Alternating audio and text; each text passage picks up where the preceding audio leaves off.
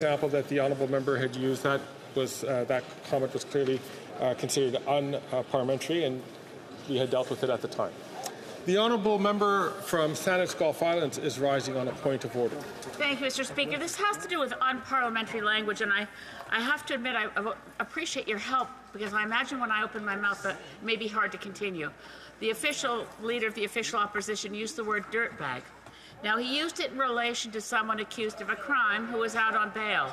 I think we all need to watch our language carefully and think of the case of Umar Zameer, who was accused of homicide and the death of a police officer, only to find after examination that the man was accused wrongfully. Being out on bail does not mean someone has done something wrong. It means a judge has assessed that those conditions allow them to...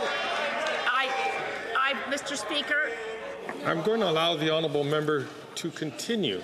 If members do not appreciate allowing the chair to hear the point of order which is being involved, I would invite them, please, at their turn, to rise on a point of order. Otherwise, I'd invite them, please, to allow the chair to listen uninterrupted to the member.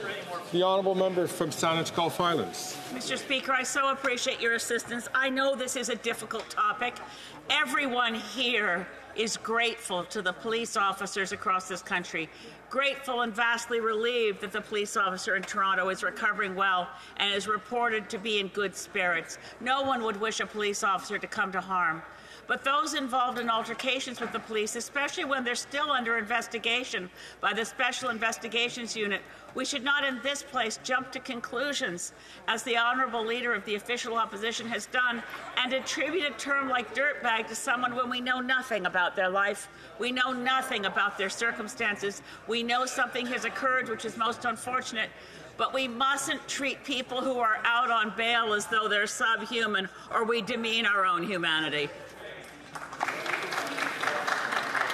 I see the Honourable Minister for Indigenous Relations is rising on the same point of order. I am on the same point of order. If I could ask the Honourable Minister, the Chair has heard at length some good conversations about this, and is going to come back to it. So I'm just going to ask the Honourable Member to be brief and to the point. I will be brief, Mr. Speaker, and thank you for allowing me to speak. I've noticed over the last several months a real decline in the tenor of this House.